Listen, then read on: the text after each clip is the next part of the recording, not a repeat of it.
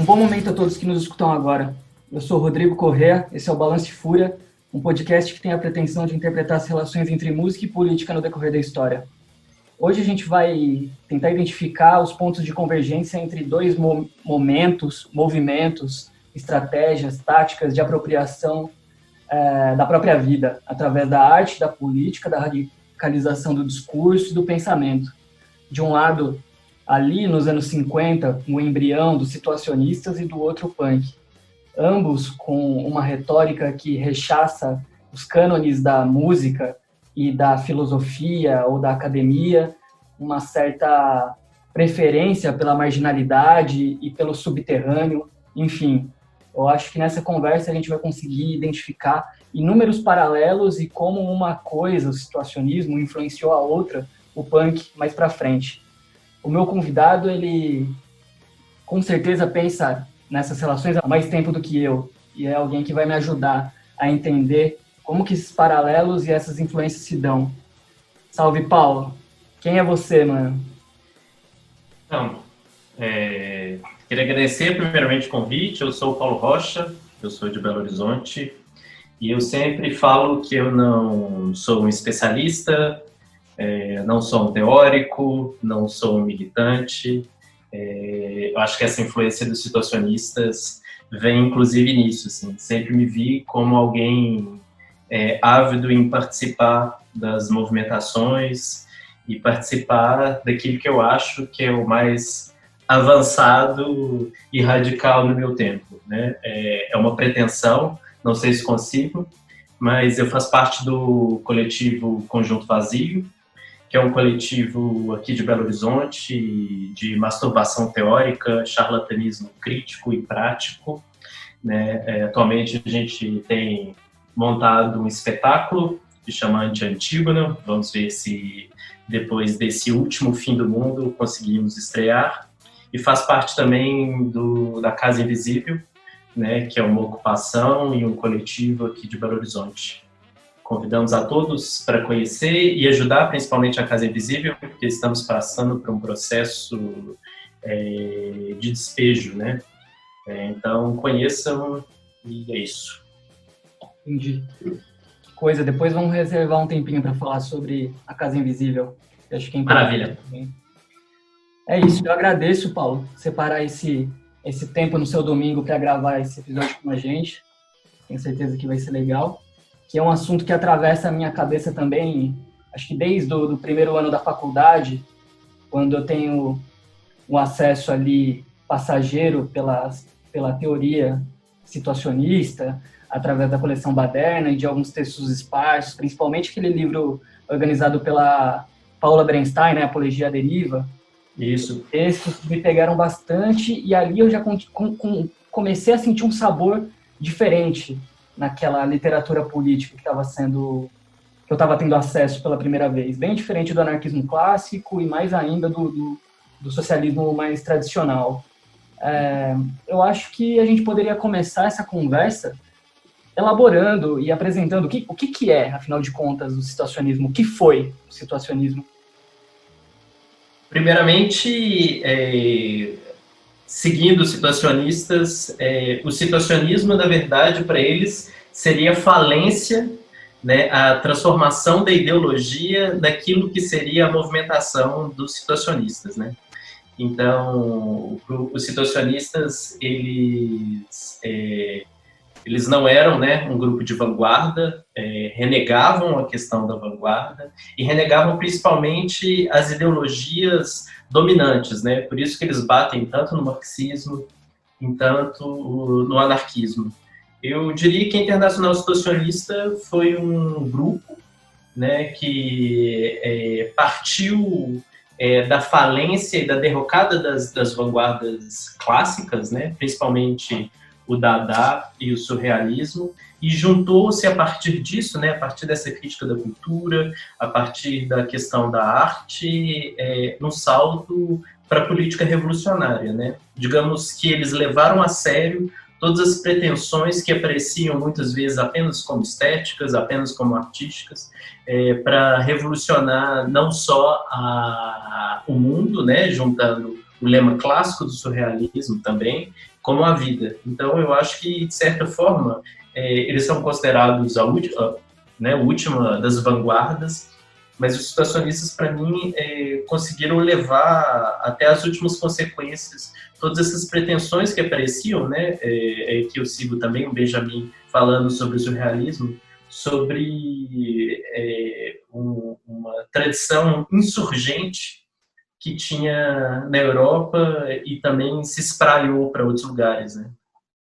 Então, para falar mais historicamente, os situacionistas, eles formaram em 57 e eles se formaram a partir da conjunção de alguns grupos de vanguarda que já existiam, né? Entre eles a Internacional Letrista, que era um grupo de vanguarda da década de 50, também devedores dessa movimentação que vinha do surrealismo ali na França, o Cobra, que juntavam artistas, quase eles sempre pintores da Dinamarca, da Bélgica e da Holanda, e também a Bauhaus Imaginista,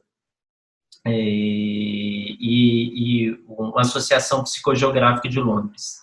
Então, os situacionistas, eles se formam ali na Itália com a conjunção desses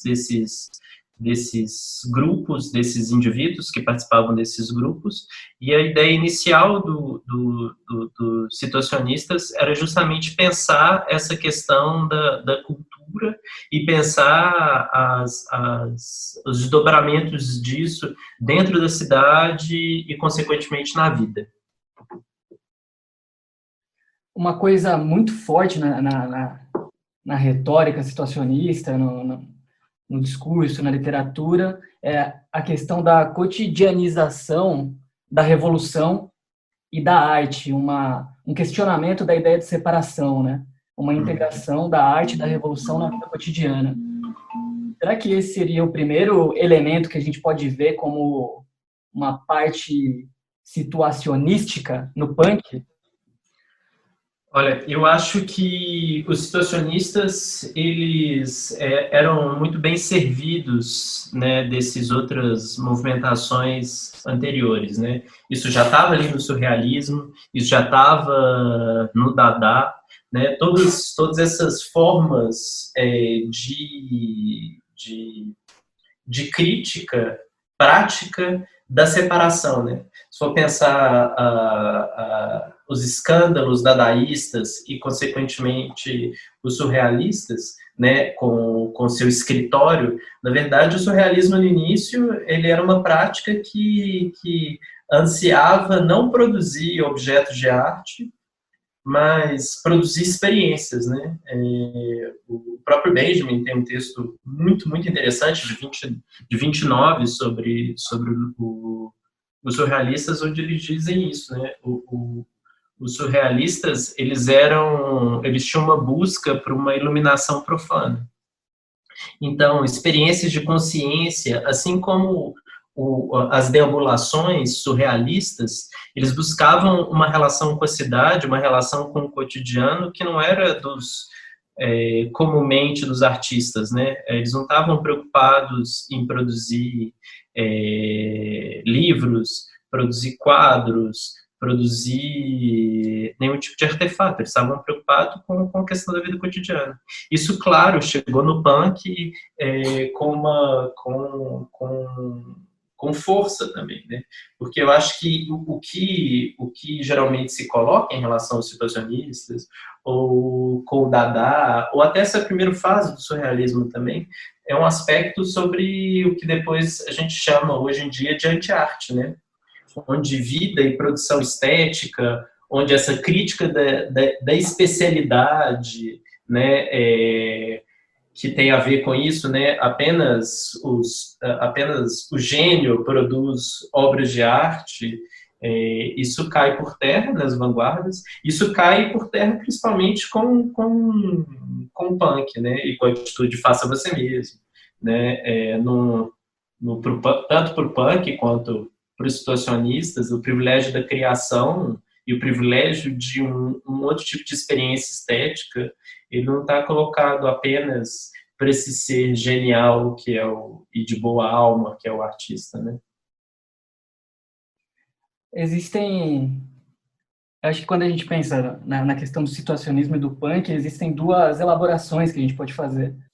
Uma é a partir de um elemento oficial, não sei se a gente pode chamar assim, mas documentado, resgatado da história dessa cultura pop, que é a participação do Malcolm McLaren no King Mob, que era uma fração situacionista em Londres, e existe um outro aspecto que é mais consciente da incorporação da experiência, das ideias situacionistas, que eu acho que começa a se dar nos anos 90.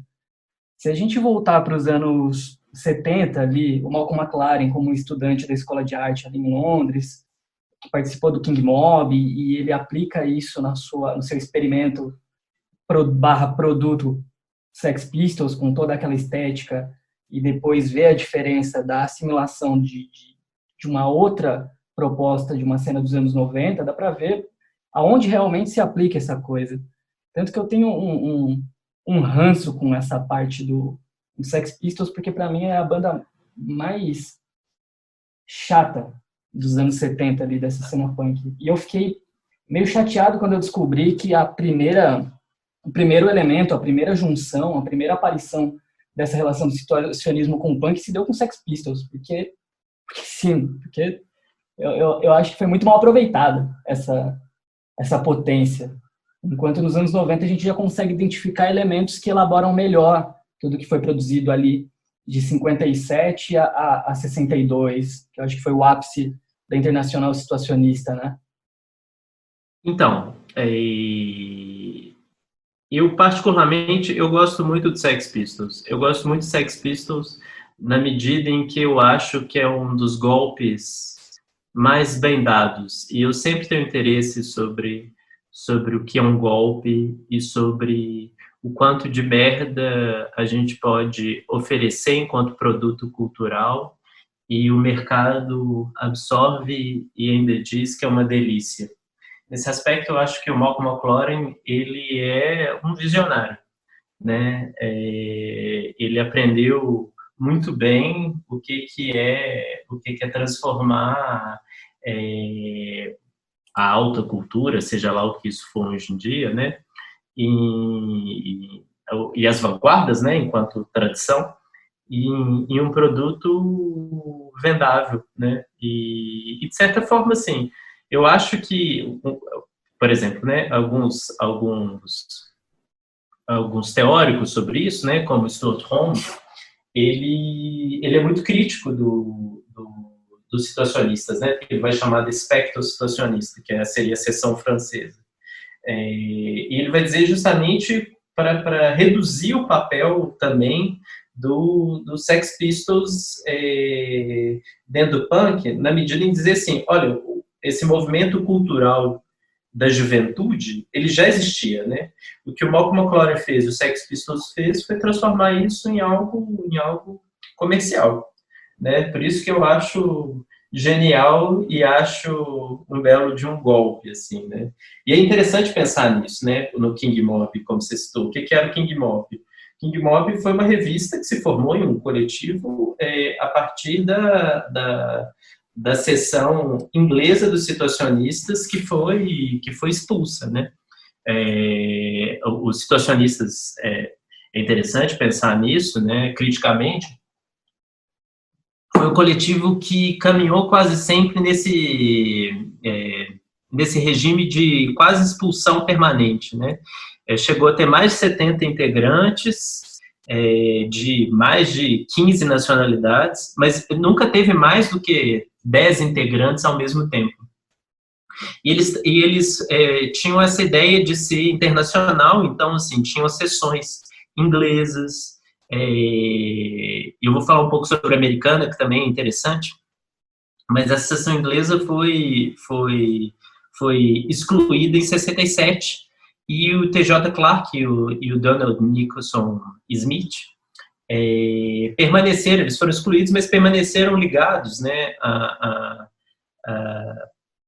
essa facção francesa, né? Inclusive o T.J. Clarke, ele é um historiador de arte, e ele chegou a ser professor da galera do Gang of Four, né? Ou seja, as pessoas também pensam sobre essa influência, não apenas no Sex Pistols, no Walk McClure, mas também no TJ Clark, no Gang of Four, né? Mas o que eu acho interessante no King Mob essa ligação que eles tinham também com uma outra revista pró-situacionista, né, que chamava Black Mask, né, e com outra revista que chamava também a Point Black. Tanto que é super engraçado que o Jamie Reid, que era quem fazia as capas do Sex Pistols, né, aquela colagem do Pretty Vacant, que é aquela música, né, virou um single do Sex Pistols, né, que é super interessante, que depois o Refused vai usar também, que é um ônibus, cada um indo para um lado, tédio, e o outro lugar nenhum. Era para ser uma colagem de uma capa da Point Black, uma revista da década de 70, e aí, como eles não quiseram usar, eles pegaram aquilo e levaram para ser a capa do Sex Pistols. E eu acho a capa maravilhosa, né? Duas direções, tédio ou lugar nenhum. Acho que diz muito sobre o espírito punk e tem essa ligação também que eu acho que o Sex Pistols, de certa forma, faz, né? Dos belos vagabundos, uma certa boemia romântica e etc. Agora, que eu ia falar sobre a seção americana, que para mim é super interessante também, que é essa ligação do Black Mask, do Ben Morea, né? Que depois eles viraram o Up Against the Wall Motherfucker, né? Que é um coletivo muito, muito, muito interessante. Eu acho que eles não são, com o perdão do pedantismo, tão sofisticados quanto os situacionistas na questão teórica, mas é muito interessante, né? Eles se definiam como uma gangue com teoria, né? Com construção teórica. E faziam também as agitações nos Estados Unidos, né, certas piadas, certos golpes, e produziam muito ali dentro daquela contracultura, né, norte-americana, que inclusive quando o Van Again vai, na década de 60, tentar fazer contato com as pessoas dessas movimentações, ele encontra com o Ben Moré, ele encontra com o Bucci, né, para tentar levar essa galera para os situacionistas. Só que o Van Again fica com uma péssima impressão do Ben Moré, fica com uma péssima impressão do Bookchin, e os situacionistas acabam fazendo o que eles faziam de melhor, que era xingar e romper. Uma das coisas que eles sabiam fazer de melhor, né? Mas é muito interessante, né, pensar essa ligação também entre o que acontecia contraculturalmente, né, que os situacionistas ganham esse apelo, às vezes, um pouco cultural, com o que acontecia contracultural nos Estados Unidos, né, no Black Mask, no Against the Motherfuckers, ou você for pensar também, assim, né, no White Panthers, né, que tinha uma ligação com o MC5, tem, acho que, questões que perpassam, né, essa troca que acontecia entre esse ambiente mais artístico europeu e esse outro contracultural nos Estados Unidos também. A minha relação com Sex Pistols, ela é anterior a tudo, assim. Desde a adolescência, quando eu começo a descobrir as bandas, foi a minha banda menos favorita. E quando eu chego ao situacionismo e começo a estabelecer relações que antecederam essa descoberta do Malcolm McLaren como alguém que pertenceu ao King Mob, eu já estabelecia relações com outras coisas e nenhuma delas era o Sex Pistols. Aí eu comecei a flagrar o que era dito pelo próprio Refused, International Noise Conspiracy, enfim, outras coisas. As bandas aqui do Brasil também, a questão do Libertinagem, que é de BH, enfim, comecei a entender uma série de outras coisas e de onde essas referências tinham vindo. E quando eu chego no Sex Pistols é como se fosse uma baixada na complexidade da elaboração da ideia, sabe? Porque eu sempre se apresentou muito como um produto e de uma forma muito, muito ambígua também.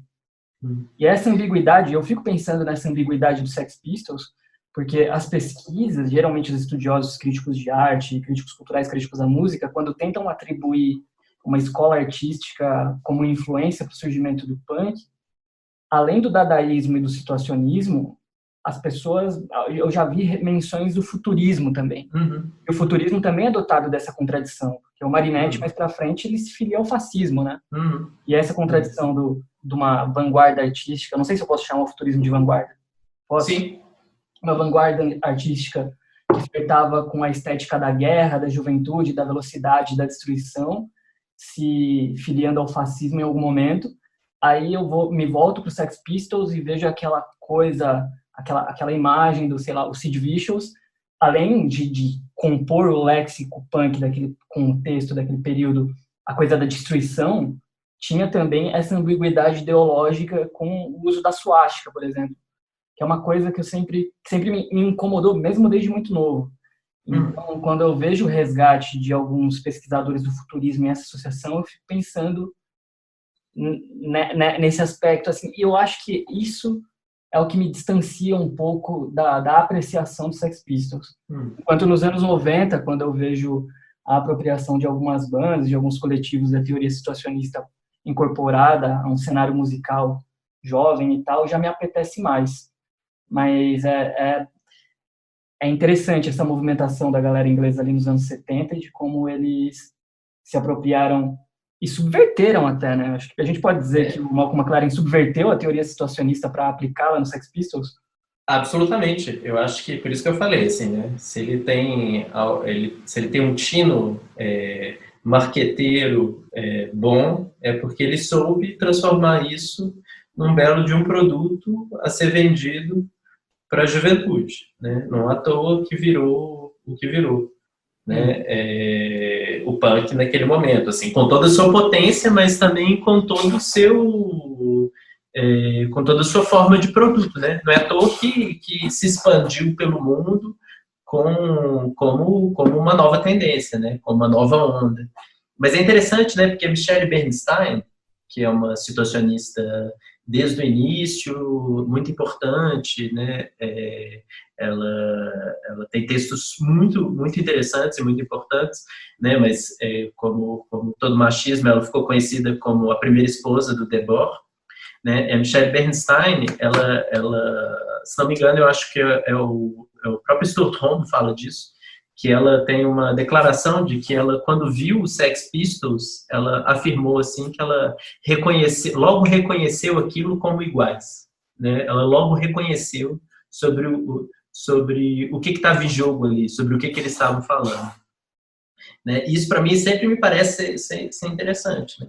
Porque se eu for pensar, não só os Sex Pistols, né, mas os Sex Pistols como o produto inicial, né, a marca de frente, a marca de vanguarda desse novo produto a ser vendido para a juventude. Mas como eu disse, né, que para mim vai além disso, eu acho que eles pegam vários desses conceitos, né, se for pensar a questão do plágio, da colagem, do ruído, né, de uma atitude de afronta, tanto que é isso, né, eu entendo todos os questionamentos sobre a questão da suástica, mas naquele presente momento, o que de certa forma estava em jogo ali era uma atitude de choque, né? De choque inaugural, tanto quanto o Mayakovsky com sua blusa amarela, né? Tanto quanto os blusões negros futuristas. Era uma atitude de realmente afrontar a sociedade da época. E talvez o mais interessante é entender como aquilo funciona num determinado período e que depois é apropriado, né? Inclusive isso, né, para trazer para os situacionistas eles trazem um conceito que é o conceito de recuperação. Né? O que é o conceito de recuperação no contexto situacionista? Era basicamente aquilo que funcionava como algo negativo no sentido disruptivo, e que depois é apropriado eles não usavam esse termo, mas pela indústria cultural, pelo mercado, pelo capitalismo, e transforma aquilo em valor positivo. Né? Se a gente for pensar, por exemplo, o que é a colagem dadaísta e o que hoje a gente usa em colagem, né? A gente vê colagem e absolutamente propaganda da C&A, né? McDonald's, né? O que era um procedimento que estava relacionado com uma busca de questionamento daquela forma e daquele modo de fazer pelas vanguardas, por exemplo, e que isso é levado para dentro do mercado sem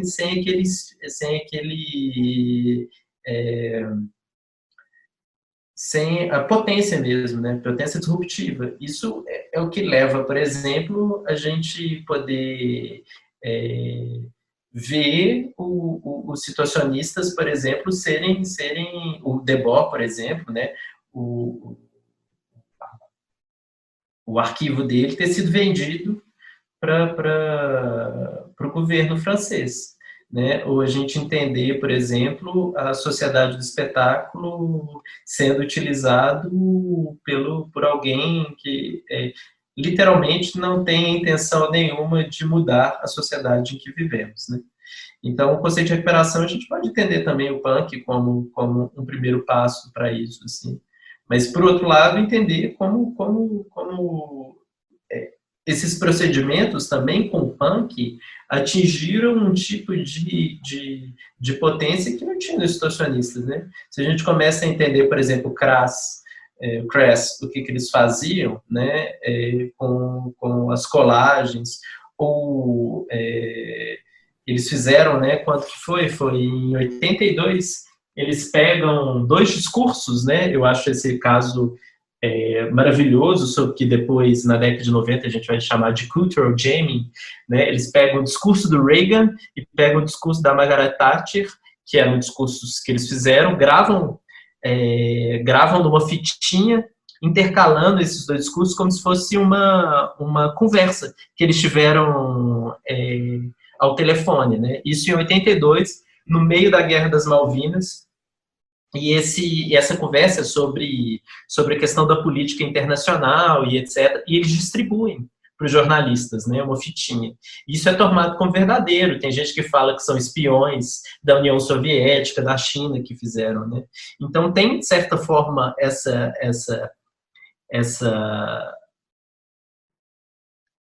potência que eu chamo, né, essa questão disruptiva, quando chega numa juventude, que é justamente assim, o que é o punk na década de 70. Né? Claro que tem a questão da arte e tal, mas é uma cultura jovem de classe trabalhadora.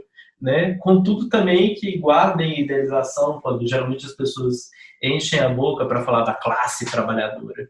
Um dos grandes aspectos para mim dos situacionistas é porque a importância para eles não era da classe trabalhadora, porque o trabalho para eles não era uma qualidade, né?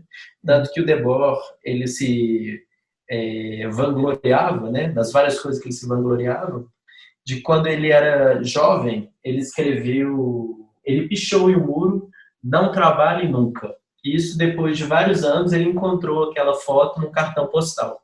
Então, novamente, o que já parecia como uma crítica ao trabalho lá nas vanguardas, com os situacionistas, isso vai ganhar um aspecto social, de entender, por exemplo, o que são as gangues nos Estados Unidos, né? O que são os saques nos Estados Unidos, o que é a juventude criminosa, né? O que são as classes perigosas, em diferenciação com as classes laboriosas. Então, para mim, assim, nada mais interessante e nada mais potente do que aquilo que surge, de certa forma, de um contexto muito específico, cultural, de diálogo com as vanguardas, se espraie e chegue numa juventude que só consiga exprimir que não há futuro. Isso, para mim, é a genialidade do Sex Pistols. É independente e do quão escroto hoje em dia é o Johnny Rotten, né, com seu apoio ao Trump, assim. Mas naquele momento tinha uma verdade, tinha uma potência, né? De ir contra o tédio, de pensar o que é não ter futuro. E eu acho que isso que me fascina, inclusive isso, né? Eu acho que eu tenho brincado que a gente tem que ser... O Adorno, ele dizia assim, a seguinte frase, né, que a gente tem que ser solidário à metafísica ao momento de sua queda. E eu brinco que nós temos que ser solidário a arte no momento de sua queda. Eu acho que a gente tem que ser solidário ao punk no momento de sua queda. E isso, para mim, o Sex Pistols foi em um curto espaço de tempo. Infelizmente, não temos futuro. Felizmente ou não, o Sex Pistols não teve seu futuro. Glória. Sim, essa leitura é muito mais elaborada que a minha, que está permeada por um rechaço muito antigo. E eu gostei dessa menção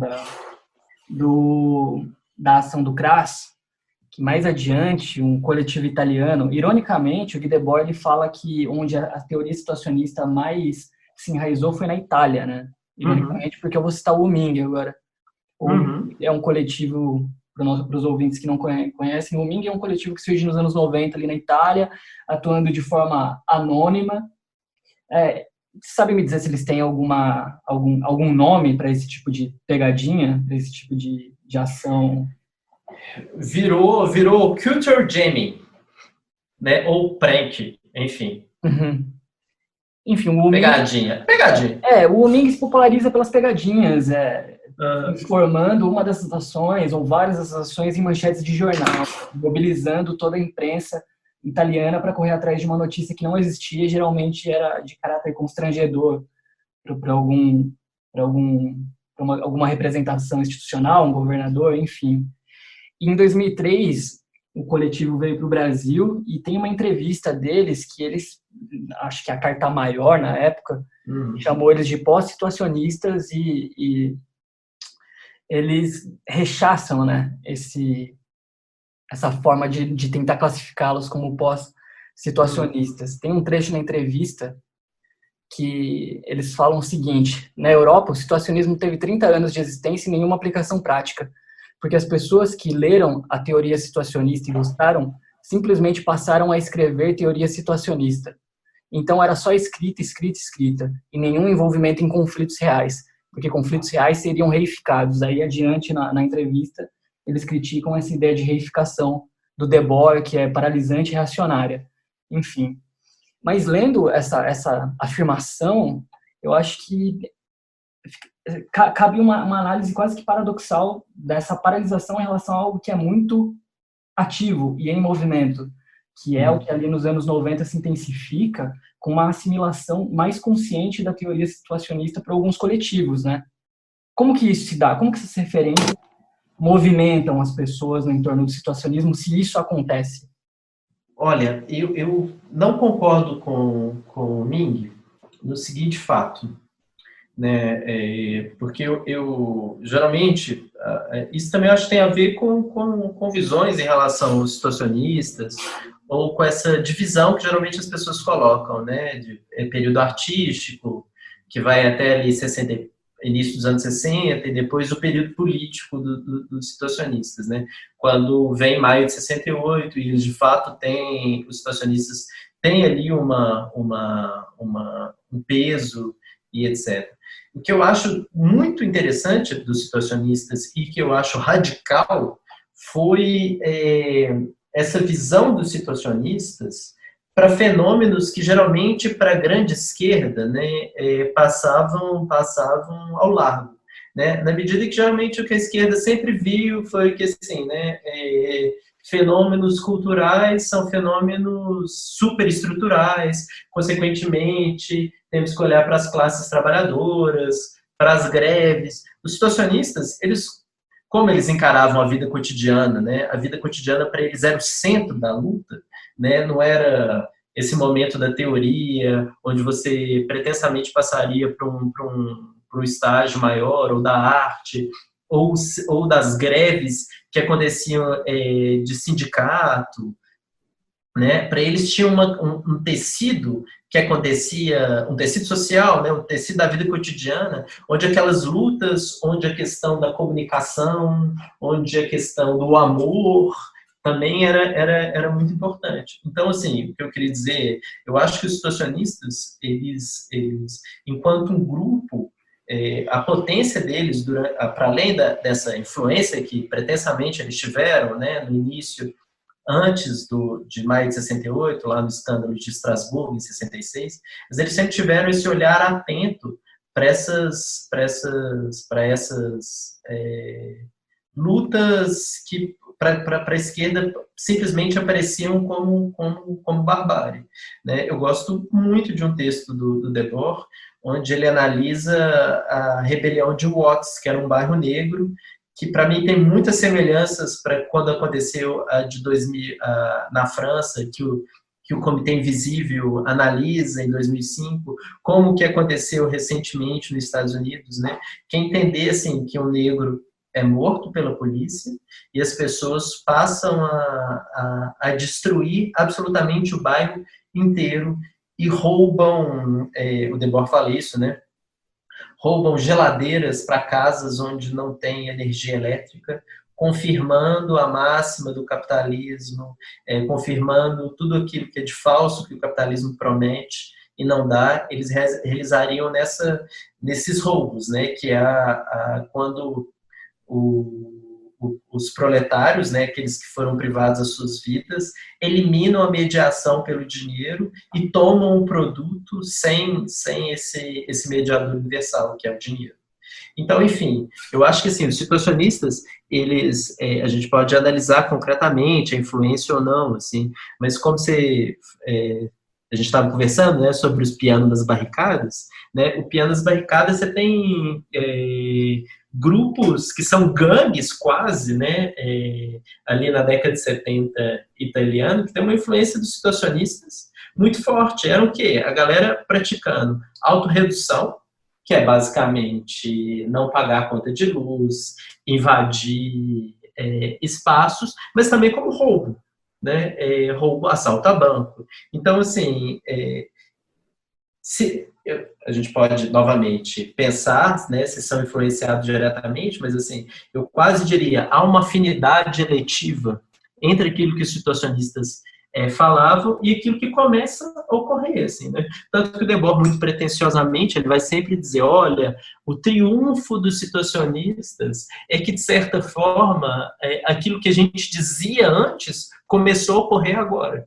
Porque eu acho que eles foram espertos para entender esse tecido social e como as lutas mudaram.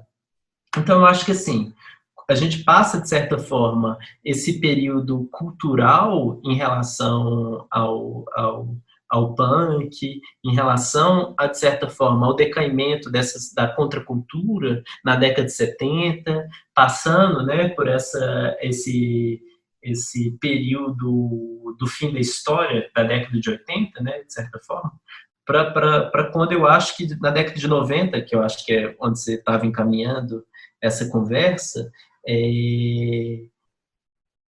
há quase, eu não poderia dizer, mas uma certa renovação dos situacionistas, inclusive porque esses materiais começam a ser republicados, né?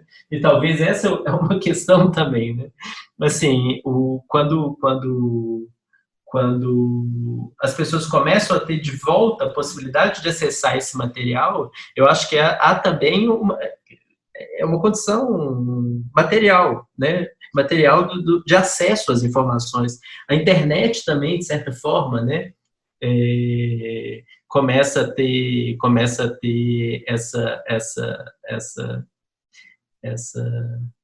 esse papel, né? E, de certa forma, também, assim, se a gente for pensar a influência que, de certa forma, os situacionistas têm no Hacking Bay, por exemplo, que depois vai ter uma influência muito grande nessa retomada do anarquismo da década de 90, né? Mas eu acho que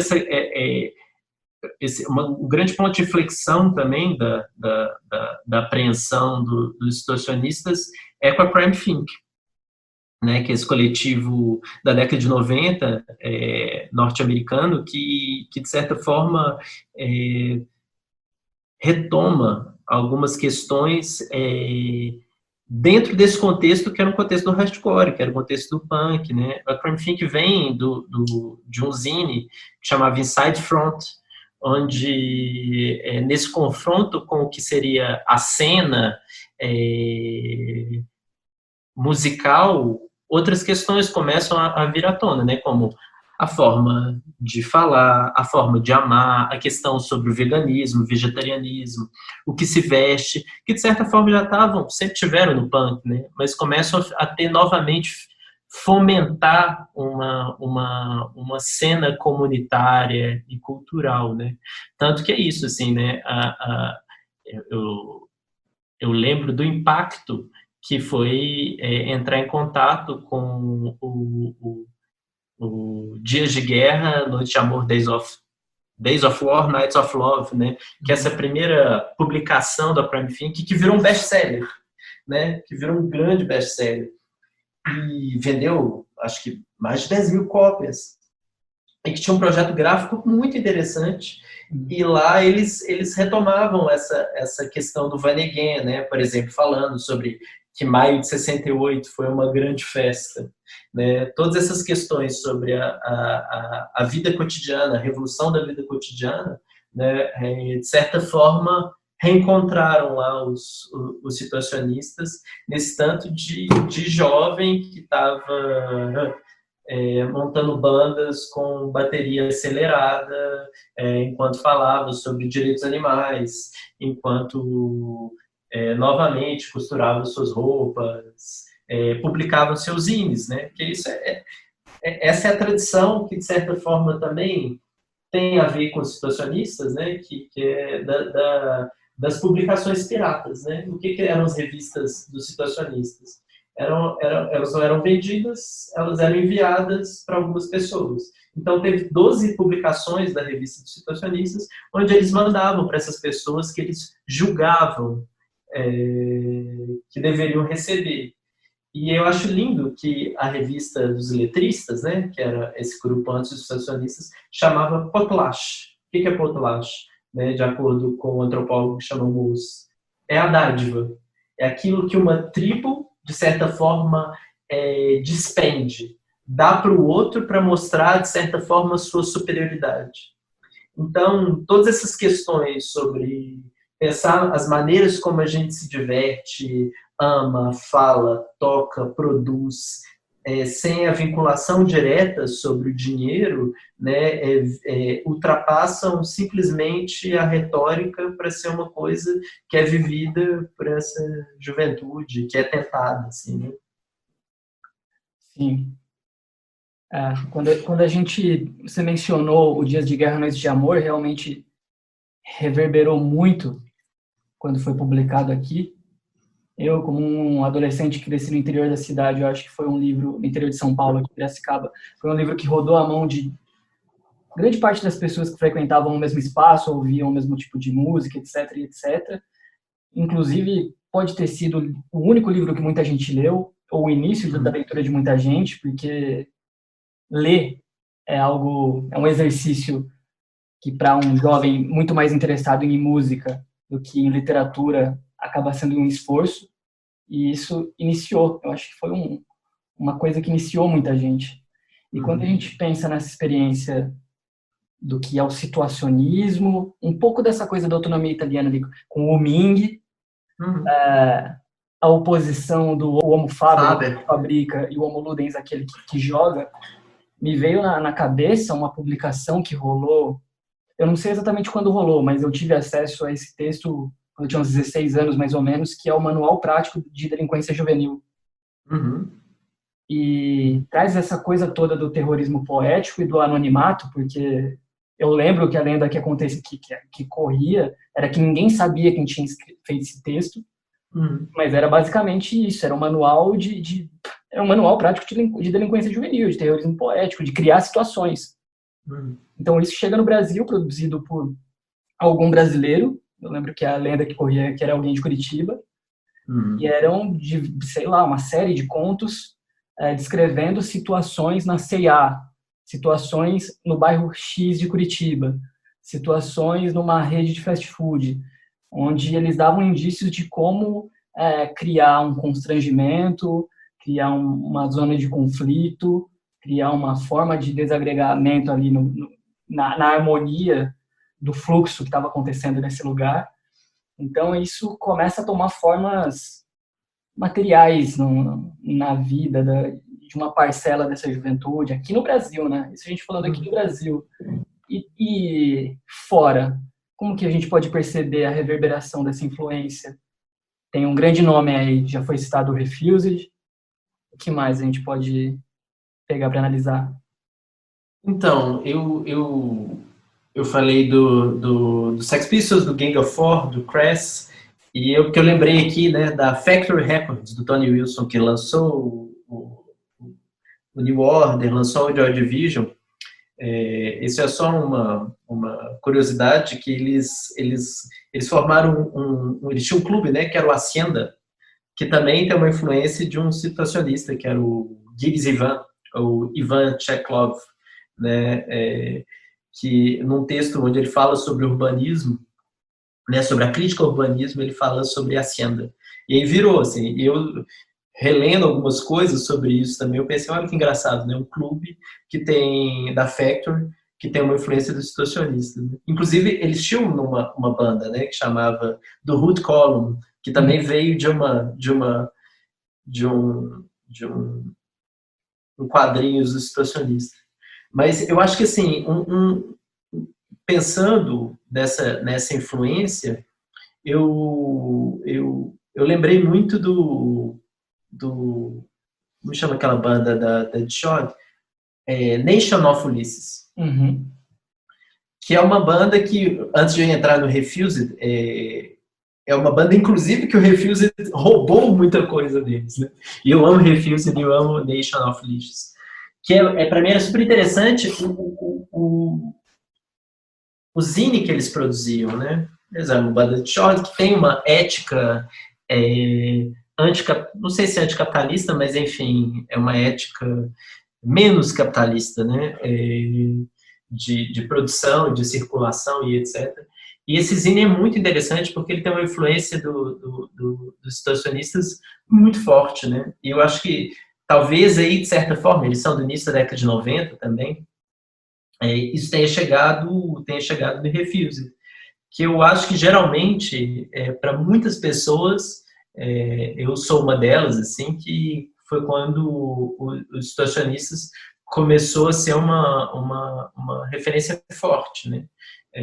O Refused é uma banda da Suécia, da cidade de Umeå, e eles tinham essa pretensão de muito como o Nation of Lists, juntar essa questão de uma crítica à cena, de uma espécie de assimilação da vanguarda e, de certa forma, de um romantismo das vanguardas, né,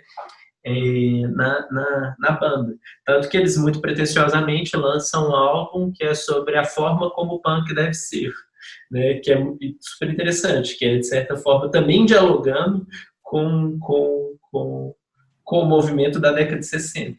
Uhum. E para mim, eles têm, talvez, 3 músicas ali que me remetem à questão dos situacionistas, né, que é a música sobre Maio de 68, né, que é uma música Protest Song, que é sobre Maio de 68, onde eles, de certa forma, reivindicam o legado de 68, né, e pretendem retomar esse espírito de 68. Uma que é sobre a Deriva e Tannhaus, que é engraçado, né, que Tannhaus é uma ópera do Wagner, onde eu sempre adorei essa música, porque ele diz que o tédio não vai pegar essa noite, e que também me remete aos Sex Pistols, mas enfim, que o tédio não vai pegar essa noite, então há uma cidade a ser desbravada. E o hit deles, que é o New Noise, que é basicamente, e essa música para mim sempre fez muito sentido, que era pensar como você quer ser escutado, se você sempre diz as formas, se você sempre fala as coisas da mesma forma. E isso para mim também é importante para pensar como o punk, ou uma apreensão estética do punk ou de situacionistas pode ser, por mais que sua retórica seja radical, ela pode ser inócua. Eu acho que isso também é sempre o risco nosso, né, para para quem veio dessas questões, para quem veio dessas movimentações e para quem acha que os situacionistas têm algo a dizer sobre o tempo presente, né? Porque, enfim, né, nada contra, mas assim, o que há de artistas que emulam um fraseado situacionista, sem que é justamente a recuperação, né? Sem que isso queira dizer absolutamente nada, além de um verniz mais ou menos político, né, de um objeto de arte, tem, já diria o Van Gogh, tem na boca um cadáver, né? A mesma coisa é isso, assim, nosso risco também que eu sempre lembro de outra banda que tem uma influência forte dos situacionistas, que é o Warshire, né, que depois virou o Ampere, que sempre tem letras sobre situacionistas, mas que onde eles falam, estou falando de cabeça, mas mais ou menos assim, né, que as nossas piadas nunca serão ameaças. Então, eu acho que isso é um risco, né? O risco, como por exemplo, eu converso muito com os amigos, assim, sobre como a importância sobre como era super importante a questão do friganismo, a questão do que depois virou o terrorismo poético, né, que eram experiências coletivas, mas mais ou menos temporais, né? O problema é como isso vira, o risco disso é isso virar um certo tipo de modelo que só reforça uma saída estética, né? A mesma coisa é o manual da delinquência juvenil ou a questão da TAS, né? Que para mim, que eu sempre falo isso, né? Que é a coleção Baderna. A gente leu a Baderna, um amigo chamava de kit revolucionário da década dos anos 2000, que a gente lê isso, estetiza isso, sem compreender o que é, de certa forma, movimentações sociais, ou uma crítica radical, ou principalmente o que é uma atuação radical, sabe? Isso é, de certa forma, muito importante para pensar, assim, o que viram essas subculturas, o que virou o punk, para a gente sair dos nichos. E eu acho que, sei lá, a Crime Think pensou isso muito, o Refuse, de certa forma. Se a gente for lembrar também o Reagan Youth, que sempre, para mim, pareceram muito instigantes, né? Que era pensar assim, pensar a própria, que virou um termo horrível, mas pensar a própria cena. Né? O libertinagem, o retórica, a L-Dopa, né? Que é um selo super importante de Curitiba. É sempre pensar o que tem de instigante, potente, que é uma subcultura, mas assim, o que é sair dela? Porque é basicamente isso, assim, né? Acho que a gente viveu mais ou menos isso, né? E o Refused fala isso muito bem, assim, os finais de semana punk, os finais de semana culturais, instigantes, e na segunda a gente voltando para os empregos de merda, para as relações de merda, né? Ultrapassar isso, pensar, né? Pensar a ultrapassagem disso, eu acho que é uma questão super importante. Né? Não estou falando nada de novo, assim, acho que tem alguns 10 anos que a gente está falando sobre isso e está pensando sobre isso também. Né? Isso eu acho, inclusive, o que levou tantas pessoas que tinham seus finais de semana divertidos para outras questões e para outras movimentações. Né? Uhum. Sim. Eu fico pensando aqui nesse momento de retomada do situacionismo na virada do século. Tem a questão fundamental da retomada, da publicação desses textos de novo, e no Brasil, eu acho que foi em 2003, pela primeira vez publicado, não, eu acho que a Sociedade do Espetáculo foi em 97, aqui no Brasil, pelo 97. Isso. Mas ali nos anos 2000, no comecinho dos anos 2000, a coleção Baderna.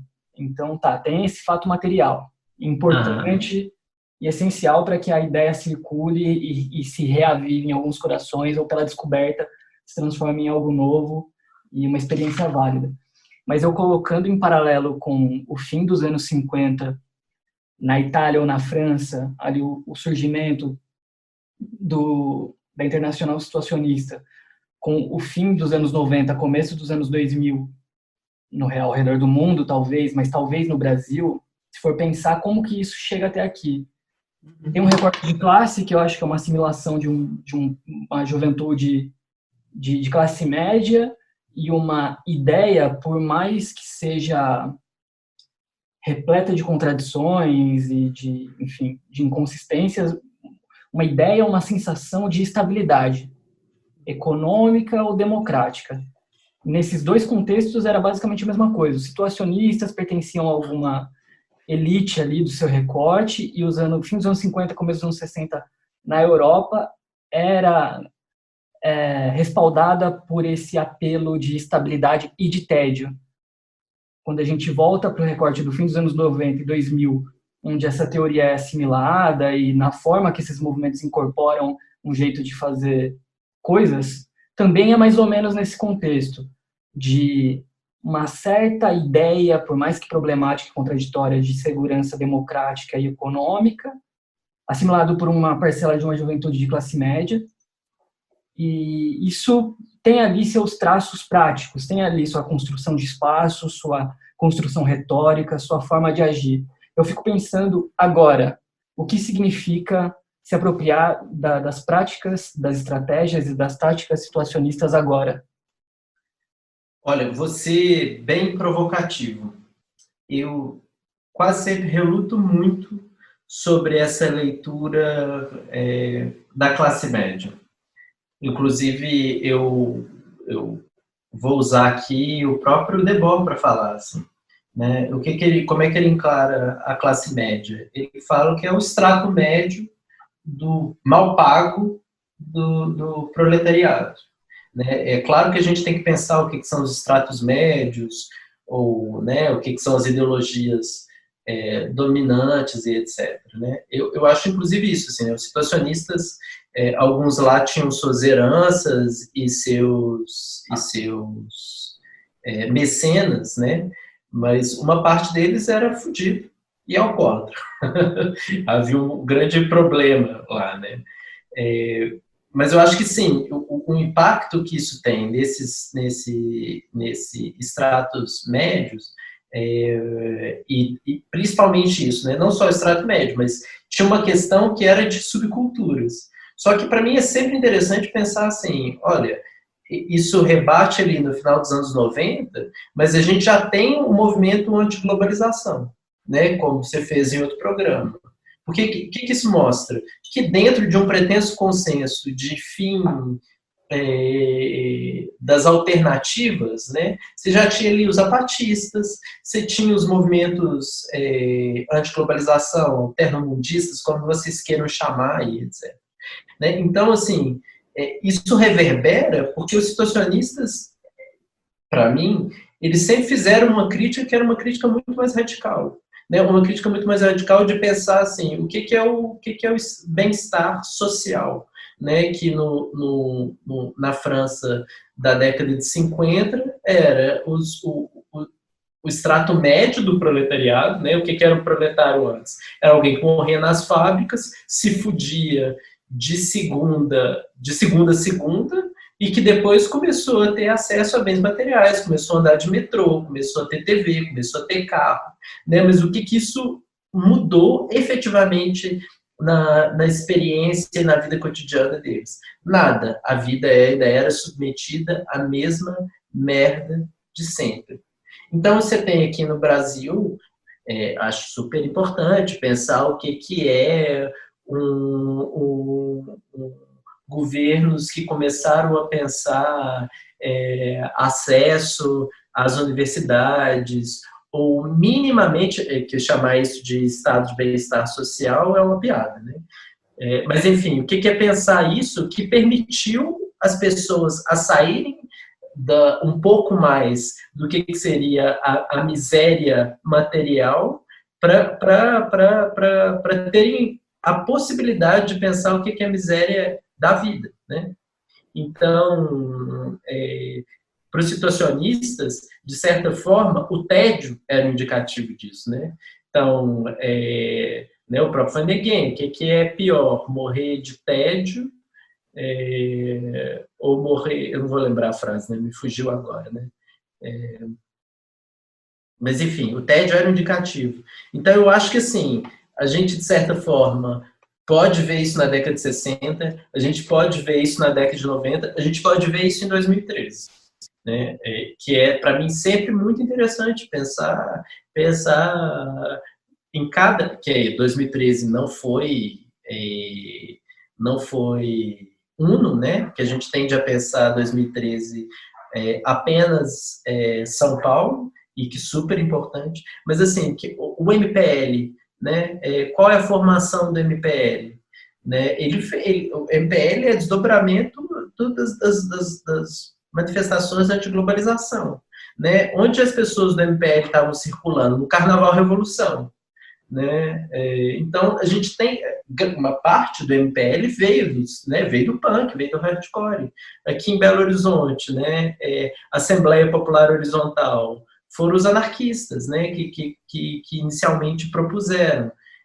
No Rio, você tem a questão sempre forte das assembleias que vieram dos anarquistas. Então, assim, tem para mim uma certa continuidade entre essas questões, né? Claro que eu vou vender o meu peixe, né? Eu acho que tem uma ligação e uma influência dos situacionistas no final da década de 90 nos movimentos anti-globalização, isso fica claro no programa de podcast que você fez, tanto quanto tem uma influência isso continuou para a gente pensar em 2013. E a validade, para mim, está nisso, né? O que é, para mim, o mais importante dos situacionistas é uma crítica radical do presente que não se contenta com o que geralmente a esquerda oficial aceita. Aceitar o quê? Manutenção do que está posto. Sabe? Começar a pensar um outro tipo de vida é começar a pensar não só se a gente vai ter um melhor salário, claro que eu também quero ter condições materiais, mas assim, de um outro tipo, sabe? É de um outro tipo de revolução do que está sendo falado. E eu acho que, e eu tenho dito isso, assim, não tem mercadoria mais em baixa hoje em dia do que a revolução. Porque a gente sequer consegue falar sobre isso sem parecer que eu estou fazendo uma piada ou sem parecer que eu estou viajando. A palavra revolução não só está tão em baixa, como quem se apropriou dela e a vende, eu acho que tem sido a direita, né? Inclusive, eu acho que atualmente os revolucionários, obviamente, que lembrando a definição clássica sobre o fascismo, que é a revolução da ordem, né, a revolução na ordem, é a direita. Nesse aspecto, a gente tem que lembrar muito seriamente o que o Benjamin diz, né, também dentro dessa tradição insurgente, que toda ascensão do fascismo é uma denegação ou uma perda ou um fracasso, né, das possibilidades revolucionárias. Mas eu acho que as questões ainda estão à mostra, né? Isso talvez os situacionistas possam ajudar, porque é como se, para os situacionistas, a todo instante se coloca a questão da revolução, né? Eu gosto muito de uma passagem do Van Neyen, onde ele basicamente fala que alguém que pega em armas, alguém que faz uma greve selvagem, alguém que se insurge, alguém que ama, né? Ele vai colocando todas essas questões, todas as pessoas elas falam da mesma coisa, né? Elas anseiam a mesma coisa, né? A possibilidade de auto-organização generalizada da própria vida, né? A possibilidade de autodeterminação generalizada da própria vida. Eu acho que isso que tá posto, né? A todo instante. E não é puramente uma questão como a gente aprendeu muito bem nos governos petistas, né? Quando a gente virou gestor, né? Eu sempre brinco, um amigo dizia que também veio ele também veio do anarquismo, também veio do punk. Ele diz assim que nós éramos startups de alto risco. E eu tomei isso para a vida, né? Isso a gente pode até pensar também no Sex Pistols, mas quando os movimentos sociais, quando a gente vira simplesmente criador de políticas públicas, ao invés de sermos formuladores de um outro tipo de vida possível. Sim. Né? Então, a gente sair da instância da gestão das coisas, para mim, é o que se coloca como fundamental. E eu acho que esse aspecto de uma esquerda sem futuro, né, que é um texto, inclusive, do T.J. Clark, né, como eu já citei, ele participou do Internacional Situacionista, os punks já diziam, né, o que é o aqui e o agora e o que a gente pode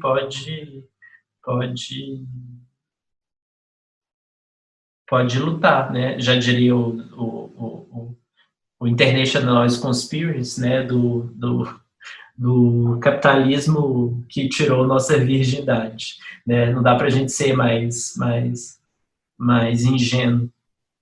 Sim. O que fazer com o resto? O que fazer com o nada, né? Eu acho que o que tinha na Crime Think, né? O que tem... Eu sou sempre... eu tento ser atento aos chavões e às palavras-chave, porque sempre me dizem muito, né? E os situacionistas eram bons nisso, né? Nas pichações. E eu vejo isso muito nas frases lapidares de algumas bandas com influências situacionistas, né? Se eu for pensar o Orchid, né? Que é o nome do álbum deles é Dance Tonight, Revolution Tomorrow, né? Tem sempre esse aspecto também que está na Emma Goldman, né? Um tipo de revolução que óbvio não vai ser feliz sempre, mas tem um caráter de destruição festiva. Sim. E eu acho que nisso sempre me encantou, né? Igual eu cheguei a falar com você antes da gente começar a gravar, assim, né? Como eu acho que os situacionistas também chegaram no que se chamou emo, do início do emo, né? Se eu for pensar as bandas da Ebullition, né? Que eram bandas extremamente políticas e outras extremamente pessoais, né? O que seria o início do emo, né? O início do emo ali nessa fase, né? Os índices pessoais. E é muito engraçado, né? O próprio Dennis, o vocalista do Refused, ele fala um pouco sobre isso, assim, né? Como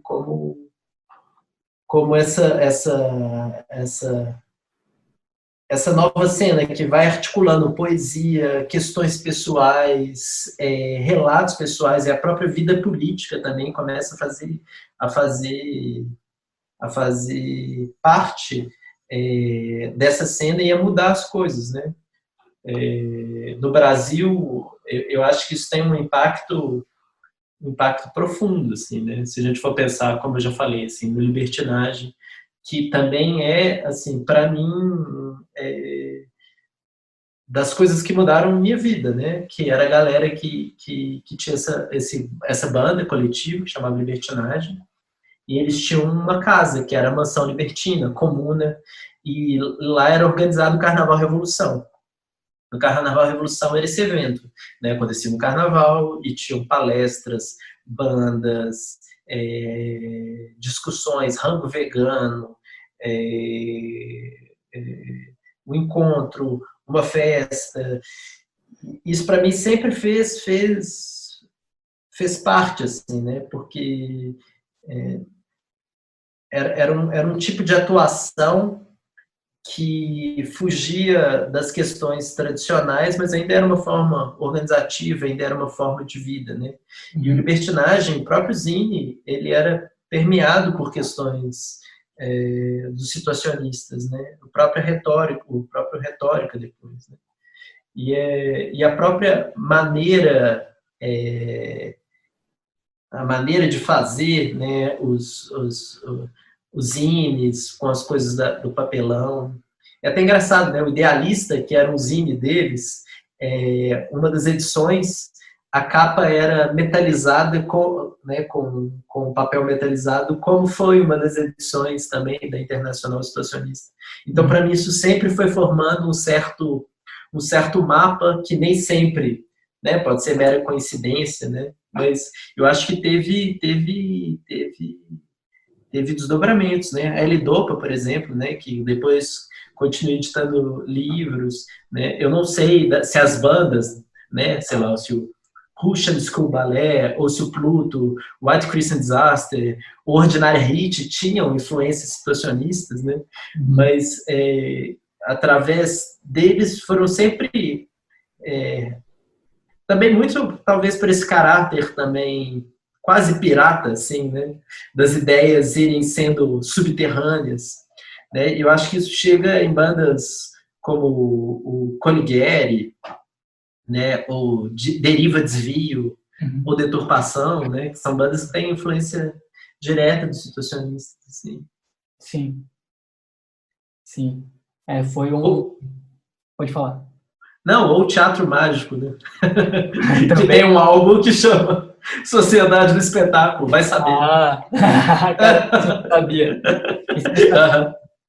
Paulo, a gente já passou um pouquinho de 1 hora de conversa. Será que é possível, para a gente encerrar, traçar uma linha cronológica, se for possível, uma linha cronológica que mapeie as ações com influência situacionista no Brasil, talvez da Tour do Catarse para cá, ou antes, se houver, e encerrar com uma fala sua sobre a experiência na Casa Invisível, quais são as demandas, qual é a situação atual?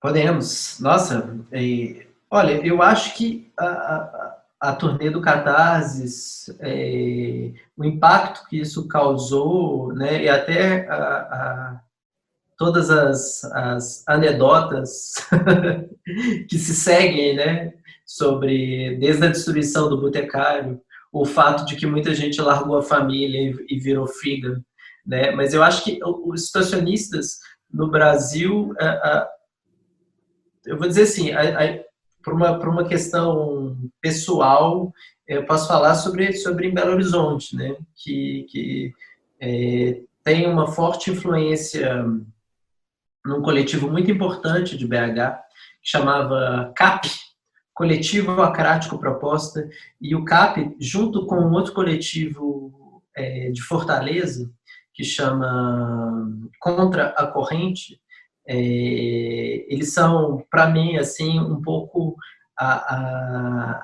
aqueles que trouxeram a influência dos situacionistas, do Debord, muito forte para dentro desse contexto das lutas anti-globalização.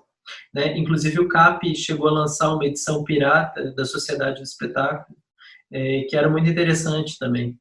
Então, a partir do CAP, a partir, por exemplo, do Carnaval Revolução, do Libertinagem, do Retórica, do Zine Idealista, vários coletivos como Renúncia, aqui em BH, o coletivo Cisma, que é o que lançava o Idealista, o coletivo Sem Rosto, né? A gente tem esse desdobramento até chegar, né, do próprio Carnaval Revolução e do Espaço Gato Negro, Espaço Estilingue. Eu digo que tudo isso desemboca, por exemplo, na Casa Invisível, né? Porque nós somos parte dessa tradição do espaço impróprio em São Paulo, né? Eu acho que se eu fosse traçar essa linha, eu diria, inclusive, a gente tem um texto no site do Conjunto Vazio que chama Movimentações Subterrâneas em Belo Horizonte. E é um pouco sobre isso, né? A partir sobre o Dia Sem Compras, né? Que tem a influência da Adbusters, né? Que tem uma influência muito forte dos situacionistas também. Aqui em BH se desdobra uma série de outras ações onde essas questões sobre o anonimato, sobre a vida cotidiana, sobre uma ação estética que não seja propriamente um objeto de arte, uma crítica prática anticapitalista, que também é uma crítica estética. Tudo isso começa a fazer parte, né, que algumas pessoas vão chamar de um repertório de ações, mas eu chamo assim, de algo, de uma caixa de ferramentas onde a gente pode usar. Assim, né? Então, eu acho que se os situacionistas, volto a dizer, assim, tem valor hoje, radicalmente um valor de uso. Né? É óbvio que eu acho interessante, leio as questões teóricas, gosto de ver artistas que se utilizam disso, né? Se a gente for pensar Claire Fontaine, que veio também do Qigong, que depois virou o Comitê Invisível, né? Toda essa retórica situacionista sempre me emociona, mas para além dessa emoção barata, o importante é o valor prático das coisas. E o valor prático, para mim, dos situacionistas é esse olhar atento à desordem do mundo.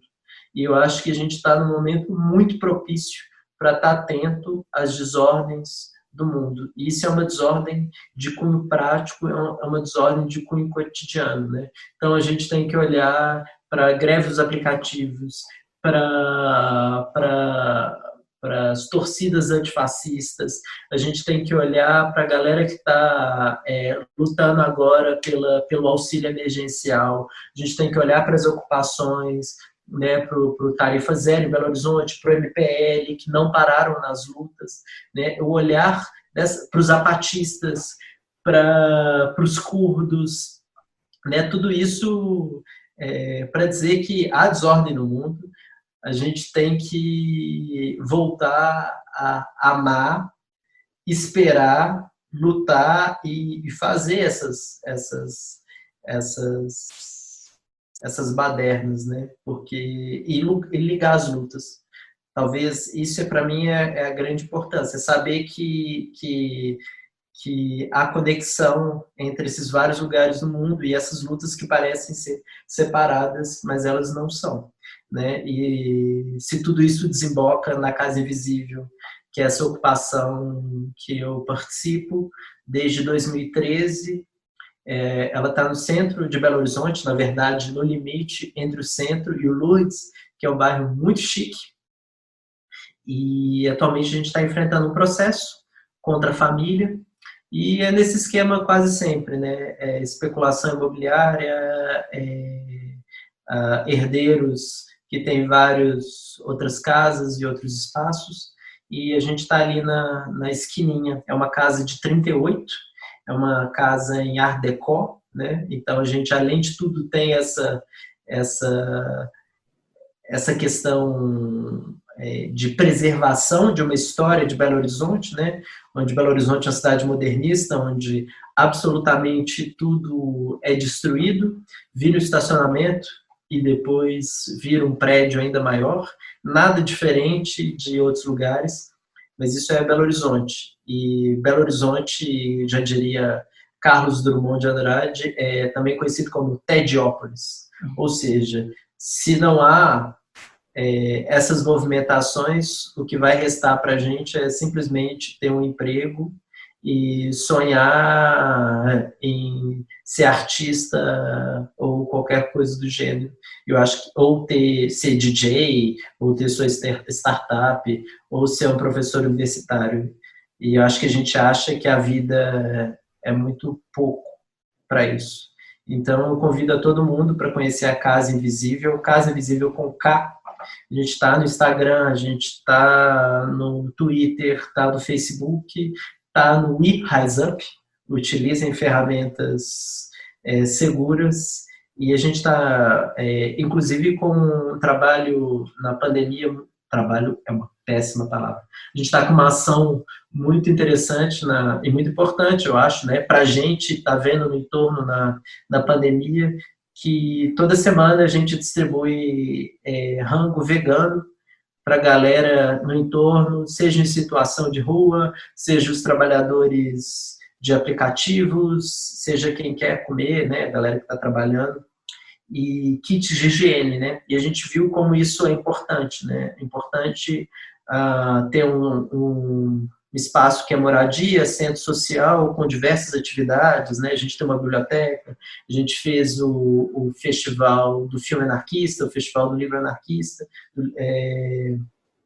Então, a gente está aberto para as pessoas conhecerem, a gente está aberto para as pessoas trocarem e a gente continua atuando, ainda que agora distanciados, né? Então, eu queria agradecer e queria, se possível, e sem ser piegas ou clichê, para que as pessoas continuem se organizando, sejam lá onde elas querem e desejam se organizar, mas que isso seja ainda como uma ameaça a tudo e a todos e ao sistema dominante, né? Que a gente, por favor, se for possível e se conseguirmos, que a gente não seja facilmente assimilados ou que a gente não se encante com o tipo de luta que a gente acha que a gente deveria ter. Assim. Há várias formas de se organizar, várias formas de lutar, né? Eu acho importante justamente ligar as lutas e ser o mais radical possível. Isso quer dizer mudar tudo agora. Até amanhã. Muito bom.